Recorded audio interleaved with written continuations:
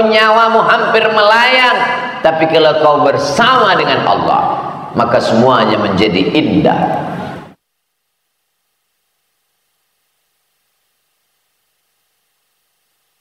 Allah itu nikmat, la ya'rifuha illa man dzaqaha, tapi yang tahu hanya yang pernah merasakannya.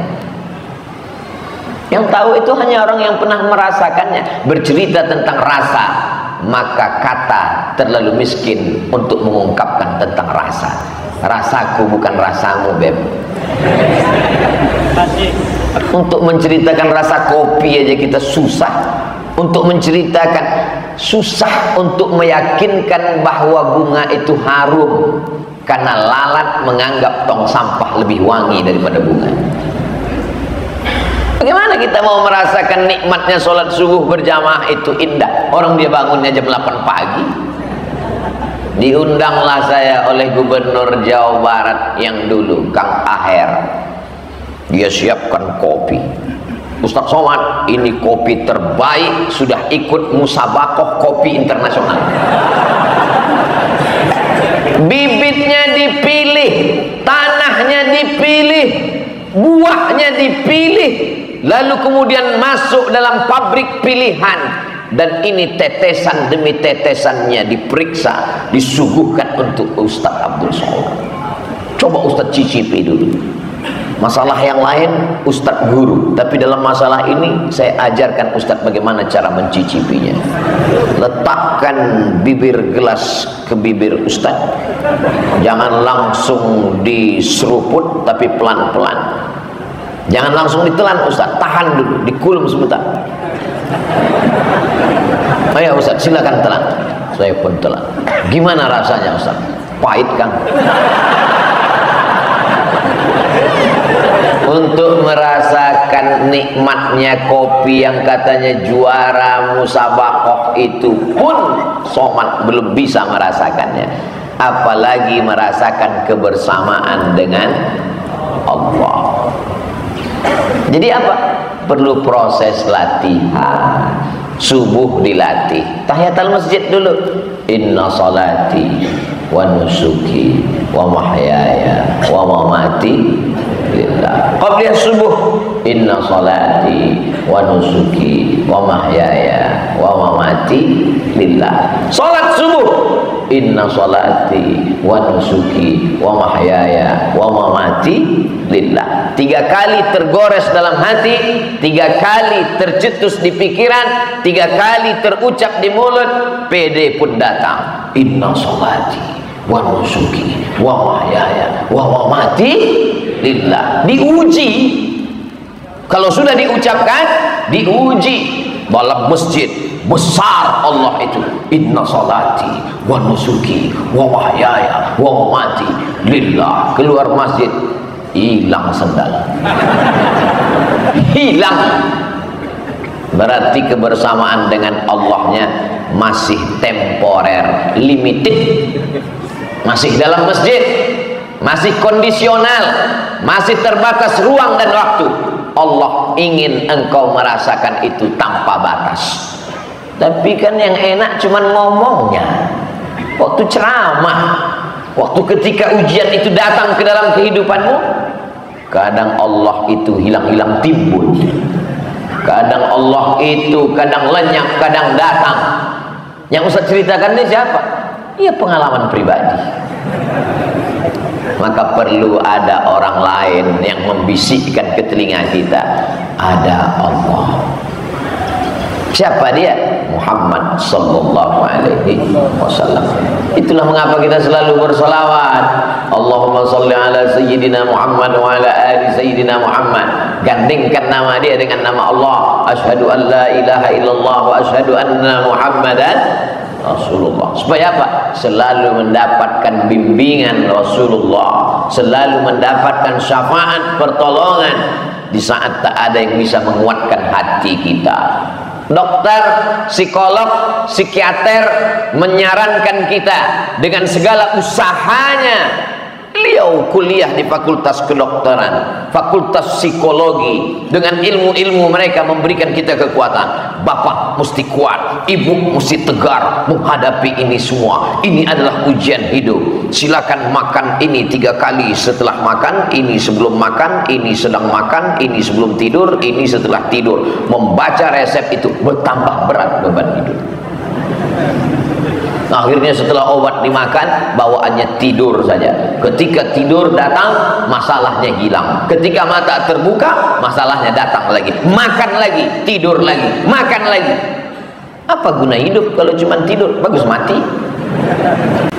Angkat tanganmu, katakan Allah. Innal ladzina qalu rabbuna Allahu akbar. Besar ujian hidup ini. Allah Maha Besar. Allahu Akbar kabira. Selama ini kau dipuji orang, sekarang tidak dipuji lagi. Selama ini kau dimuliakan orang, sekarang tidak dimuliakan lagi. Dulu masih ada mobil dinas, sekarang sudah ditarik. Dulu masih ada supir, sekarang nyetir sendiri. Dulu kemana-mana disambut dengan baleho, umbul-umbul, gambar besar, tola'al badru alaina. Sekarang tidak diperdulikan orang. Kembalikan kepada Allah. Walhamdulillahi katsir. Pujian ini bukan punyaku. Allahu Akbar kabira, walhamdulillahi katsira. Selama ini engkau dipuji orang, sekarang engkau dihinakan orang. Haters, buzzer, dan saudara-saudaranya. Maka sesungguhnya yang suci dan terpuji hanya Allah. Wa subhanallahi bukratan wa asila. Hadapkan wajahmu kepada Allah. Wajjahtu wajhiya, aku hadapkan wajahku.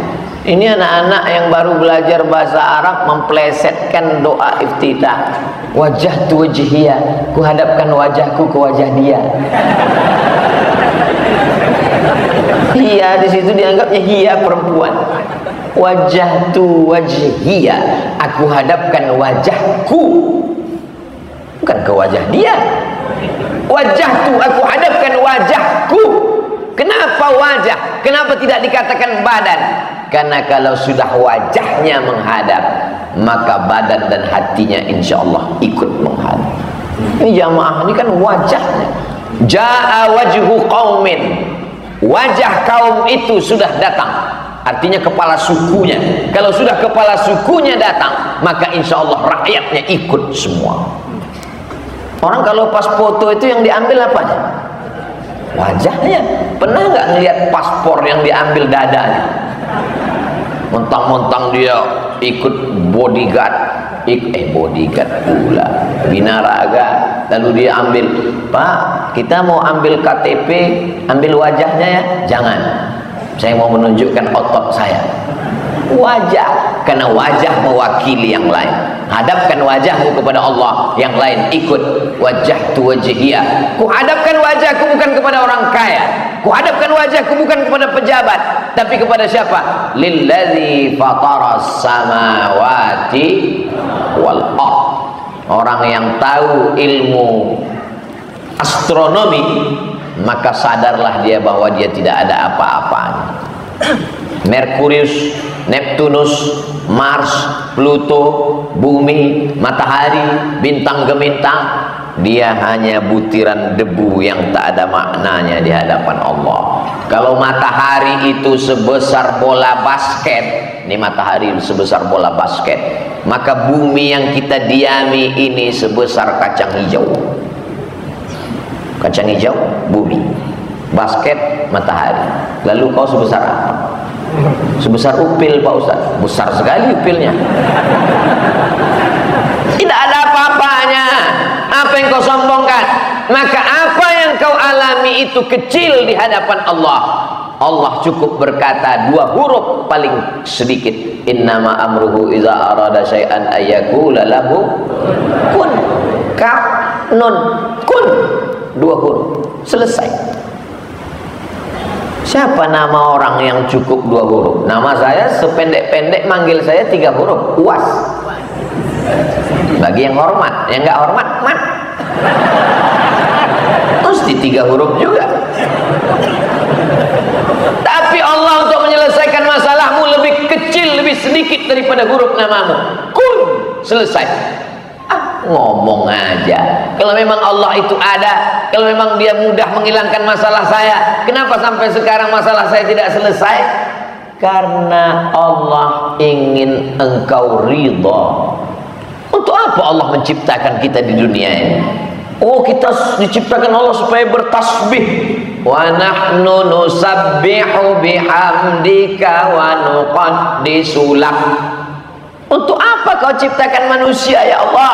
Kami bertasbih, memuji dan mengagungkan. Malaikat diciptakan Allah, sejak diciptakan sampai hari ini bersujud bertasbih, tidak pernah bangkit. Ada malaikat diciptakan Allah, sejak diciptakan sampai hari ini ruku bertasbih, tidak pernah bangkit. Kapan Nabi melihat itu? Dalam peristiwa Isra dan kita cuma dengar. Nabi lihat. Mana yang lebih kuat? Dengar apa lihat? Lihat. Kamu kenal dengan Ustaz Somad? Kenal. Di mana kamu dengar? Saya dengar di radio. Gimana bayangan kamu? Dari suaranya kelihatannya orangnya besar. Kenal dengan Ustaz Somad? Kenal. Sudah pernah lihat? Pernah. Apa bedanya dengan suara dan di TV? Kelihatannya lebih muda. Itu fakta, bukan fiktif. Ternyata melihat lebih meyakinkan daripada mendengar. Apa beda kita dengan Nabi Muhammad SAW? Kita cuma dengar. Nabi Muhammad melihat. Subhanalladzi asra bi'abdihi laylan minal masjidil haram ilal masjidil aqsa alladzi barakna haulahu linuriyahu, supaya kami memperlihatkannya. Sekarang ada orang yang nantang, kalau Nabi Muhammad bisa melihatnya, kenapa saya tidak bisa melihatnya? Karena kalau kau melihatnya, kau langsung mati, guys. Beda sama Nabi Muhammad SAW. Dia diberikan kekuatan yang tidak diberikan kepada yang lain. Di antara semua manusia ada yang dipilih jadi nabi, di antara yang nabi ada yang dipilih jadi rasul, di antara yang rasul ada yang dipilih ulul azmi, di antara ulul azmi itu dipilih dia, imamnya para nabi, sayyidina wa maulana wa syafi'ina Muhammad sallallahu alaihi wasallam. Nabi Musa mau melihat buktinya di atas bukit Tursina. Tunjukkan kepada aku ya Allah, mana kekuasaanmu? Kata Allah, lihat bukit Tursina. Falamma tajalla rabbuhu lil jabali ja'alahu dakka. Begitu Allah menunjukkan kuasanya ke atas bukit Tursina, pingsan Nabi Musa. Padahal Nabi Musa kekuatannya 30 laki-laki yang gagah perkasa. Ketika Nabi Musa terusir dari istana Fir'aun, dia keluar, dia lihat ada orang ngantri panjang, ada sumur. Ternyata sumur itu tertimpa batu besar, tertutup, sehingga orang ngantri 30 orang Bani Israel yang kuat-kuat mendorong batu itu, tak ada yang bisa. Nabi Musa datang, dia dorong sedikit, terbuka pintu. Dia lihat ada perempuan yang antri di ujung, dia panggil, ladies first. Dua perempuan anak Syuaib menunjukkan tenaga Nabi Musa yang kuat. Tapi begitu dia melihat tajalli Allah di atas bukit Tursina, apa yang terjadi? Pingsan Nabi Musa. Setelah dia sadar dari pingsannya, falamma afaqa, ketika dia terbangun dari pingsannya, qala, dia berkata, tubtu, taubat. Aku nggak mau lagi minta ya Allah. Ini letoil, lemah, lesu, lunglai, mana Allah? Tunjukkan kuasanya. Begitu selesai ngomong, langsung kepleset masuk parit. Mana Tuhan itu? Begitu selesai, langsung ditangkap polisi. Kesombongan, keangkuhan. Jadi sesungguhnya Allah ciptakan kita ini untuk apa? Supaya kita ridha menerima ketetapan Allah. Itu puncak daripada iman adalah ridho. Orang sekarang nyebutnya ikhlas. Ya udahlah, kita ikhlaskan aja. Bukan ikhlas. Salat karena Allah, ikhlas.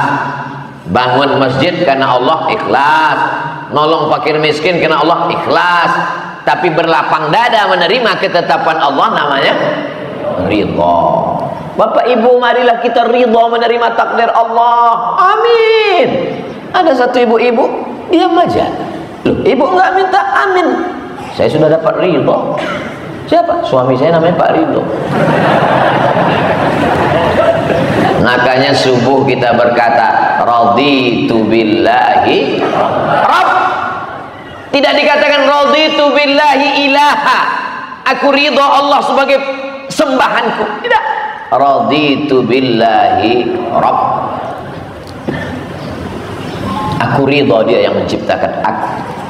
Aku ridha dia yang memberi aku rezeki, dan aku ridha dia yang mengatur segala kehidupanku. Maka ikutilah aturan Allah. Jangan ikuti aturan yang lain. Kalau Allah katakan ini haram, haram. Kenapa kamu masih lakukan yang haram ini? Ya, masih ada khilafiyah di antara. Ini namanya mazhab ngelesiyah. Puncaknya nanti di atas itu ada lagi namanya mazhab ngawuriyah.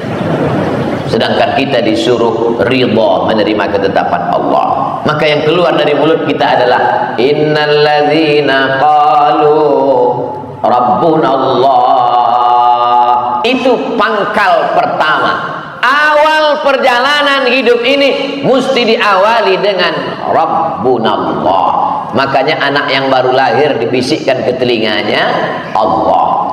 Asyhadu an la ilaha illallah.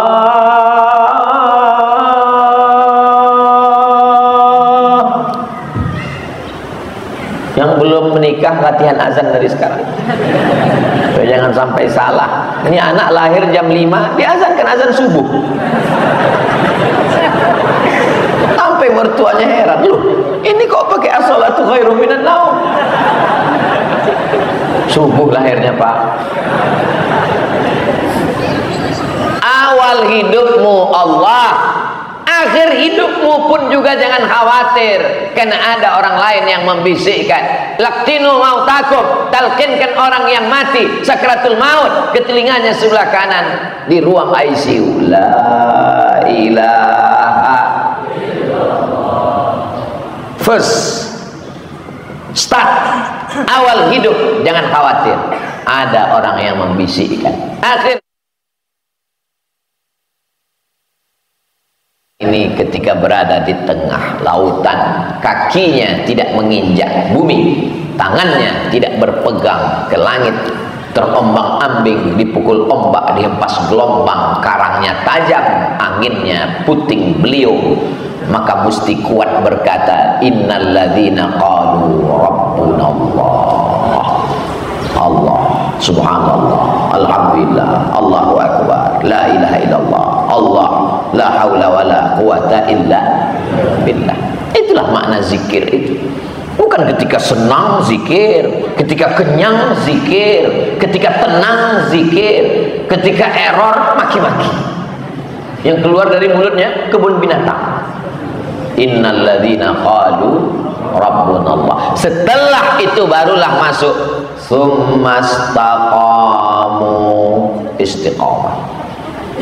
119 kali hari Sabtu istiqomah buat pengajian. Luar biasa. Ini pertemuan yang ke-119. Untung 119. Kalau sempat 911 emergensi. Ustaz Abdul Somad di Masjid Al-Matin, di antara nama Allah Al-Qawiyyu Al-Matin. Al-Matin, Allah yang maha kuat. Masjid Al-Matin, masjid ini milik Allah yang maha kuat. Maka siapapun yang lemah di luar sana, kalau kau mau kuat, masuk ke dalam. Allah. Selama ini yang kuat kata dia Badak, Masjid Cibadak.